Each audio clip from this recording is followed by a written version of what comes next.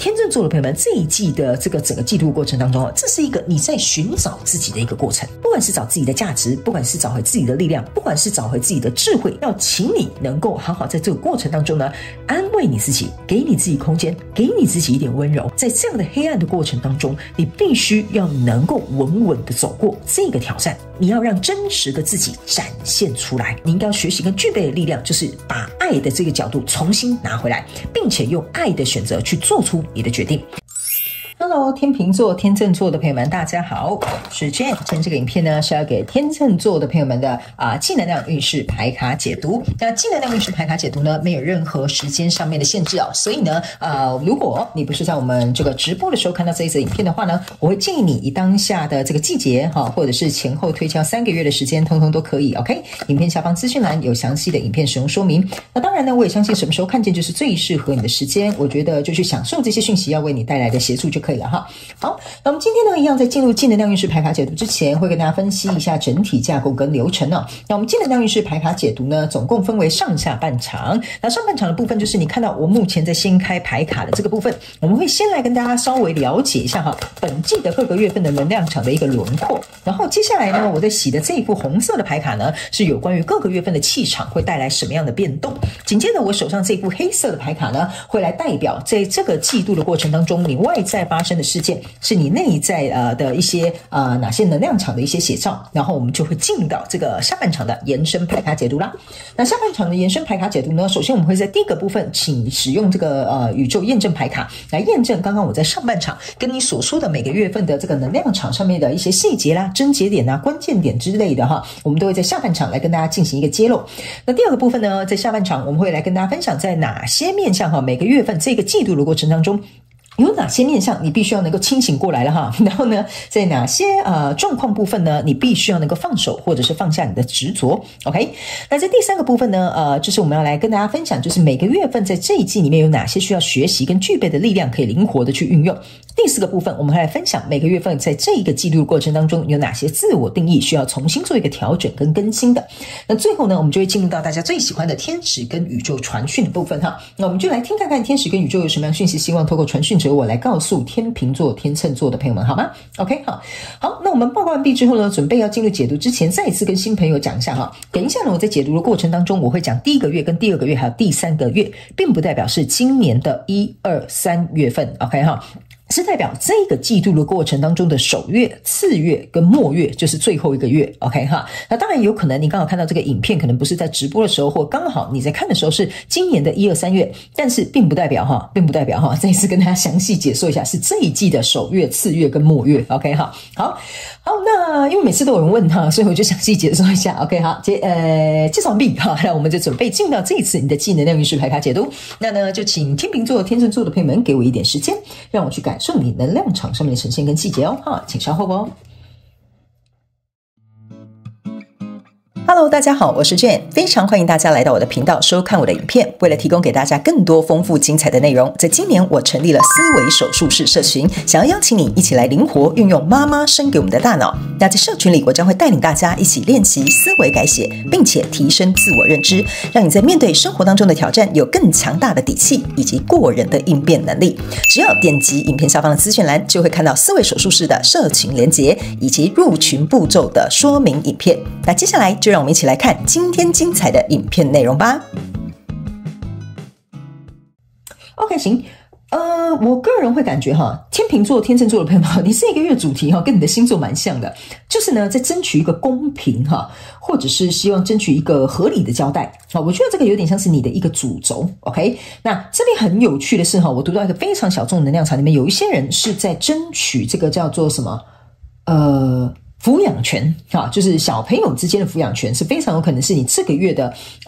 很重要的一個議題 ，OK 哈那當然這是小眾，大概只有3到5%左右時間，你們剛好有3到5%左右的朋友哈，可能會經歷這個法律上的爭取的一些東西，可能是贍養費，可能是那個叫什麼撫養權哈，然後呢，有一些人是的確你在進行一些官司，然後在一些公平正義跟合理的狀況呢，我覺得你們正在進行一個爭取。那大部分的人呢，應該是不會牽涉到這件事情，可是你的主軸也是在跟一個合理或者是要去爭取一個公平正義，或者是比如說要能夠去得到一個合理的交代的東西是蠻像的哈。好，來，我們接下來就來看一些輪廓，然後呢，等一下我們在下半場再講一些細節哈。來，首先在第一個月份呢，你可以看到你抽到的一張是這個女王牌，然後還有這個錢幣六，還有這個寶劍四哈。這三張牌卡在你第一個月份能量場裡面哈，給我有一種感覺，就是你可以看哈，這個人哈從頭到尾呢拿着一個天平在稱斤論兩哈，這個好像發多少給他，這個要發多少給他，然後這兩個人比較有點像是在等他施捨或等他給予 ，OK 哈。所以呢，我個人會有一種感受，就是說呢，某部分的天秤座的朋友們哈，就是應該說大眾能量來講哈，你會去思考一件事情，就是說有一點像說我難不成我永遠都要這樣看人家臉色嗎？或者是比如說我永遠都要等人家給予或施捨嗎？哈，或者是比如說我永遠都要等人家替我幫我做決定嗎？啊，這個是這一個寶劍四在這裡哈，我覺得你胸口悶悶的，或者是心裡不是很舒服哈。然後這邊還有一個額外小眾的訊息哈，有一點像說不一定是要等別人施捨或給你臉色。我覺得某部分天秤座的朋友們哈，你的狀況是比較有一點像是說呢，你想跨越你自己心裡某個課題的不平衡。好，我覺得這個是一個蠻有趣的一個小眾訊息，大概佔10%到20%左右的天秤座的朋友們哈。好，我因為你們這邊哈，我不知道為什麼哈，我接着要進去你們的能量的時候，我發現分了越來越多派的天秤座的朋友們。那我先跟你們天秤座的朋友們說明一下，我在解牌呢，可能為了要顧及所有的人，所以我的訊息可能會稍微跳一下。那請你截取適合你的訊息就好了。那你可以自行套用在你現在在對應的交手相關狀況、人事物、事件、夢想或目標，或者是關係或合作項目都可以哈。好，我先解釋完這裡，我覺得後面你們比較容易了解哈。第一派就像我剛剛講的，3到5%是有就是這個法律上面的問題了，爭取什麼什麼權 ，OK 哈。第二派的朋友們是大部分的人哈，就是在講求我要看別人臉色嗎？我要看別人施捨嗎？還是我就一天到晚要等別人幫我做決定，我才能做其他的事情呢？那剛剛我不是有講有另外一派小眾，就是說你在跨越心中那不平衡的課題。好，第三個這個天秤座的朋友哈，我覺得你的課題比較有點像是說呢。比如說我講一個感情的這個題目好了哈，比如說假設好了，第三派的朋友，你可能就是在愛跟恐懼當中就是有點達不到一個平衡哦，我很愛這個人，可是我很怕他拋棄我哈，這個就有點像是你內心的不平衡哈，這個天平沒有辦法很平靜下來，然後呢，這個有點像說這個人愛我，我就會覺得我被愛，這個人不愛我，我就覺得好恐懼，所以你這個天平呢就會有點就是怎麼講，會有一種就是好像受別人的控制的感覺，但這個是你的課題，不是那個人愛不愛你的問題哈，這個我不知道為什麼他們叫我特別提出來。然後呢，這個寶劍四就有點像，這寶劍三在這裡，你很害怕哪一天這個人突然不愛你哈，你可能被甩了，或者是被分走了哈，這個寶劍三就會讓你很傷心。所以你一直很害怕要不要有一個新的開始哈，因為呢，女王牌卡象徵就是一個新的孕育的新生哈，可能會有一個好的未來，但是可能因為你內心的這個很害怕的東西哈，導致於這個新的未來哈，你有點動彈不得，有一點就是你要靠自己去跨越這個障礙哈。所以大部分呢，剛剛我講第二派大部分的這個天秤座的朋友們，就有點像說哈，每次呢，好公司要一些簽呈，你就要看老闆的臉色哈，老闆爽就簽啊，老闆不爽就不簽 ，OK 哈，或者是每天你可能在家裡很辛苦的顧小孩，然後呢就要看老公哈帶回來多少薪水哈，好像買個東西哈還要經過他的同意哈，這個就有點像這個錢幣六。所以呢，我為什麼會說你胸口悶悶，就是說我覺得這樣看人家臉色哈，就是我也不是很舒服，但是我現在目前可能也沒有找到什麼方法。那這個寶劍一比較有點像是說呢，你暫時也沒有找到一個突破口，比如說你要照顧小孩，你沒辦法去外面兼職哈，所以你就算有想要自己的新的生活或者是新的這種財務收入方式，這個寶劍一暫時還沒有出來。所以這也是為什麼哈，我會說哈，這邊有個女皇牌卡，後面有2個小朋友哈，就是因為你們這些不管是哪一派的這個天秤座的朋友們，第一派就是小孩的問題哈，第二派的朋友們就是你呢正在思考，因為我有其他的因素要照顧。就像我剛剛舉例的哈，你可能是家庭主婦要照顧這個小孩，所以暫時沒有辦法出去外面做工作。那第三派的這個天秤座的朋友，就像我剛剛講的那個感情那個心中的坎那個課題要跨越哈，就有點像說這個是你夢中的這個情人，你可以跟他看到說哦，我們可能有機會會變成這個幸福快樂美滿的家庭，但是呢，我心裡就是對那個愛跟恐懼哈，我感到很緊張。好，我已經盡可能呢把這3派的天秤座都舉例給你們聽。但是你們還是要靈活運用在你們生活狀況裡，好不好？大概就是這3派的天秤座會來聽這一次的淨能量運勢牌卡解讀。那你如果是第4派的也沒關係，就看看有什麼訊息可以幫助你哈。好，來，接下來呢，來到中間這個能量場，你注意看到你一直抽到的都是天秤哦，有沒有看到哈？好，來到第2個月份的能量場呢，你抽到這個是 Justice， 還有這個錢幣5跟錢幣7。OK 哈，你有沒有發現哈，錢幣5跟錢幣7中間吵的錢幣6哈，就是在你過去第一個月份的能量場，因為我們現在走到這裡了嘛，是第二個月份的能量場哦。啊，那為什麼這邊會有一個錢幣5跟錢幣7呢？象徵的意思就是說，這樣子的狀況走到第二個月的時候，你會覺得哈，內心就是會有一種不滿足，或者是被對方很害怕被對方冷落哈，或者是說很害怕被對方就是有點覺得說可能例如你就把你踢走哈，比如說你的老闆啊，就是他叫你來上班就來上班，不想你來上班就把你fire掉哈。所以呢，我覺得在這種狀況當中呢，要看人家臉色的哈，或者要跨越自己門檻的，或者是比如說你就是在打這個法律官司的人哈，你就是很害怕，你可能會被這個公平正義拋下。OK 哈，那你如果是第三派的，就是說你很害怕這個平衡哈，如果失控哈，這整個狀況哈會不如你所想。OK 哈，所以這就是為什麼這兩個人在搶孩子。OK 哈，這個人抱着一個小的孩子。OK 哈，然後這邊一個錢幣7，就是有點像說，不管你是哪一派的天秤座的朋友們，你好像都有一種，我到底該走還是該留？我到底該爭取還是該放棄？我到底該去克服這個課題，還是我就繼續待在原地裡，在我的舒適圈裡 ？OK 哈，這個就是錢幣7。錢幣7象徵的就是我想經營，但是我不知道怎麼經營；我想改變，但是我暫時找不到方法改變。哈，就是錢幣7的一個狀況。所以呢，來到第3個月份，你抽到的是月亮牌卡，抽到的是寶劍5，抽到的這個是權杖5。OK 哈，來。這3張牌卡呢，這邊是一個權杖5，這邊是一個寶劍5，象徵的意思就是在第3個月的過程當中哈，我覺得這個公平正義呢，暫時還不會來，因為呢，在第3個月比較有點像是說哈，你必須得去克服你自己心理上面的障礙，這件事情它才有可能有一個轉圜的餘地。意思就是說，如果是第一派的這個天秤座的朋友們哈，你雖然在打官司，但是如果你自己很緊張啊，你該做的事情不做，比如說該收證的不收證啊，然後該去比如說跟律師談的你不去談哈，你一天到晚被這個情緒哈去蒙蔽你的話呢，其實對這件事情沒有幫助。OK， 那第二派的這個天秤座的朋友們哈，就有點像說呢，你一天到晚就覺得說我老闆就是這樣子我另外一半就是這樣子哈。那這個情緒要靠你自己走過來之後，你必須要能夠不再害怕傷心，你才能夠在這個狀況當中跟這個交手的人事物哈，能夠開始有一個衝突發生，會有一個溝通的機會，或者是有一個討論會出來。因為這個權杖往下走是權杖6，象徵的就是說你必須走過這個過程。OK， 你跟這個交手的人事物才有可能往權杖6的方向去走。OK 哈，所以我會說呢，這個月份你可能還在這個狀況當中流連忘返哈，或者是比如說糾纏不清哈，也都可以哈，看你們自己要用什麼樣的形容詞。反正呢，下半場延伸牌卡解讀我們會逐一再來驗證，然後看一些細節，然後看一些症結點，甚至看會不會有什麼樣的事件很明顯的發生。我們在下半場延伸牌卡解讀再來跟大家解析。那接下來我們先來看每個月份的這個能量場的氣場會為你帶來什麼樣的變動哈。來，第一個月份這是一個31號牌。那這邊呢，很明顯你可以看得出來這個就很像是一個太陽牌卡 ，OK 哈。那這個太陽牌卡呢，他沒有告訴你一件事情，就是說呢，這個跟你交手的相關狀況人事物哈，其實說實在的，我不覺得這是一件，我不能這樣講哈，因為我不是當事人哈，所以我只能說這件事情呢，它其實是要讓這個跟你交手的相關狀況人事物朝向一個更好的方向去前進，所以這個有點像是這個阿波羅的這個太陽哈才會出現的。但是這一張牌卡呢，有一個能量給我有一種感覺，就是說，因為在目前的現狀當中呢，可能對你可能相對來說不是很有利，或不是很友善，或者是比如說你沒什麼把握 ，OK 哈，所以你暫時沒有辦法看到這個太陽的一面，所以這是一個31號牌，3+1等於4，4象徵的就是一個很穩固的未來 ，OK 哈，那這個很穩固的未來呢，這邊是一個錢幣，這不是錢幣，那叫什麼？菱形哈，這個方塊 A 哈。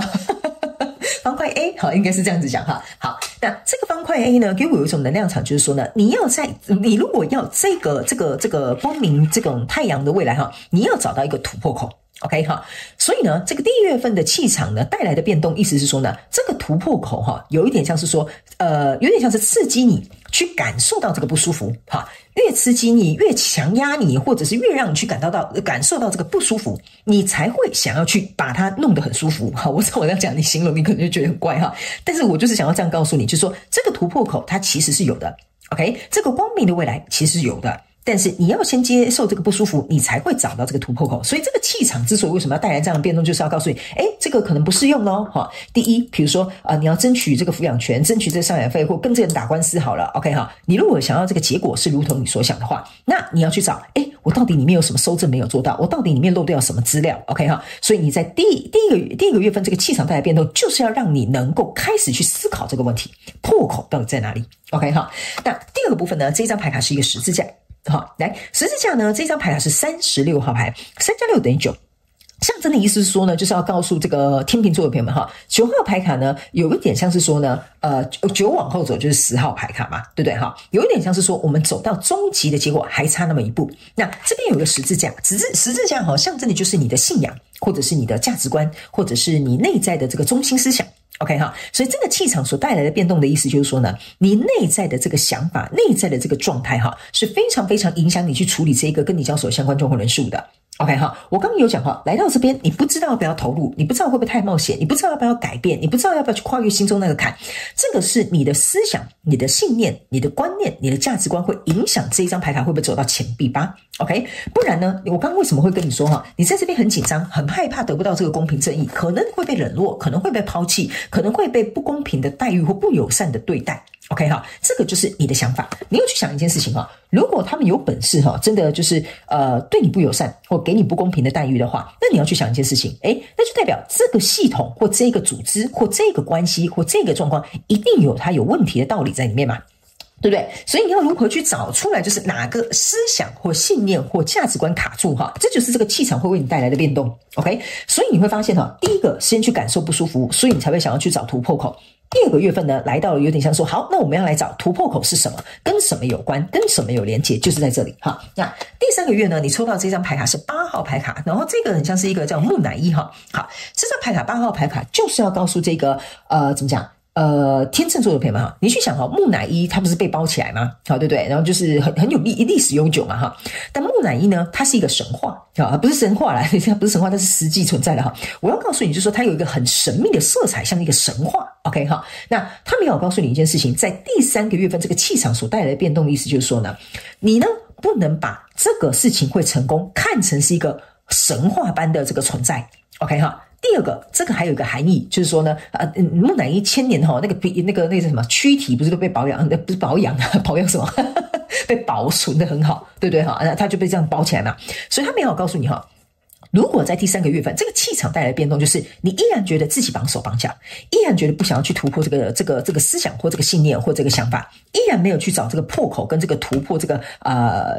狀況的這個地方呢，他沒有跟你講哈，你就會一直困在這裡哦。你就會一直困在像木乃伊一樣被綁手綁腳的捆在那裡哦。OK 哈，然後呢，你就會變成是說要打破這個狀況，真的像神話一樣哈，就是不可能存在哈。那他們要告訴你，這個動能就會變得更慢了。所以我才會跟你說，你在這個季度的過程當中，暫時不會有什麼突破，但是這其實就是要在突破前讓你去進行的一個關口，或者是考驗或課題，都可以看你要怎麼去形容哈。好，來，接下來我們來看哈，這整個季度外在發生的事情是哪些內在的一些能量場寫照哈。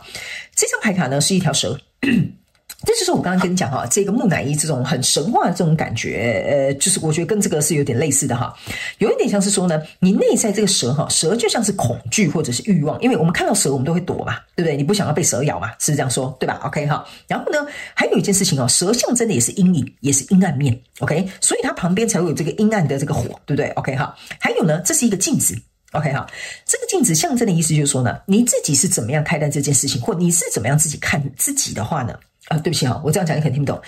你自己是如何看待你自己，或者是你自己是如何看待這件事情，它自然而然會顯現在你的生活當中。OK， 因為你的生活必須要符合你自己這個價值觀、這個思想、這個信念所呈現出來的事實。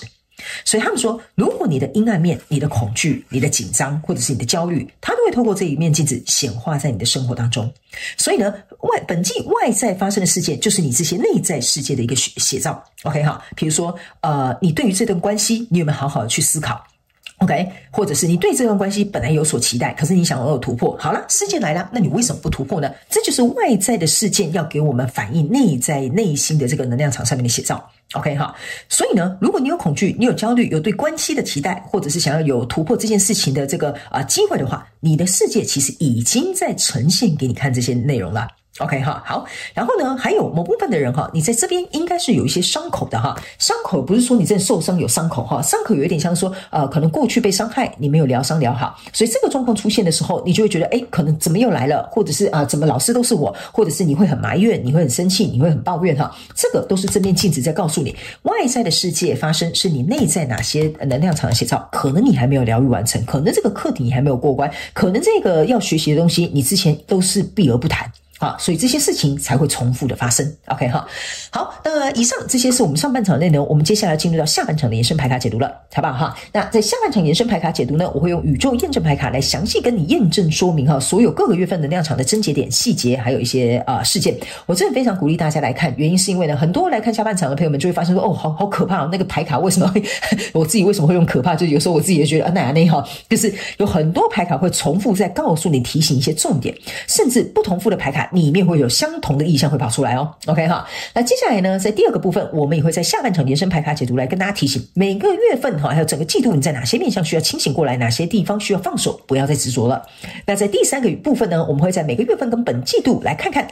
你有哪些需要學習跟具備力量可以靈活運用。在第四個部分，我們還會來跟大家分析，在每個月份這個季度的過程當中，你有哪些自我定義要重新更新。最後，我們會用大家最喜歡的天使跟宇宙傳訊的部分，會透過傳訊者我用口說表達的方式，讓你來聽看看天使跟宇宙有什麼樣的訊息，希望透過我來傳遞給你，好吧 ？OK 哈，好，所以呢，如果你想要來加入我們下半場延伸牌卡解讀的朋友們，歡迎你來到我們這一則影片下方的資訊欄，我們的延伸牌卡解讀的連結就在第一行，非常簡單，你一定可以找得到，好吧？歡迎你們以行動來支持我們的頻道。OK， 好，那以上半場的資訊提供給天秤座的朋友們做一個參考，希望能夠為你帶來一點幫助，也非常感謝天秤座的朋友們來收看我的影片，也希望你會喜歡。那我們就下半場延伸牌卡解讀見嘍，拜拜。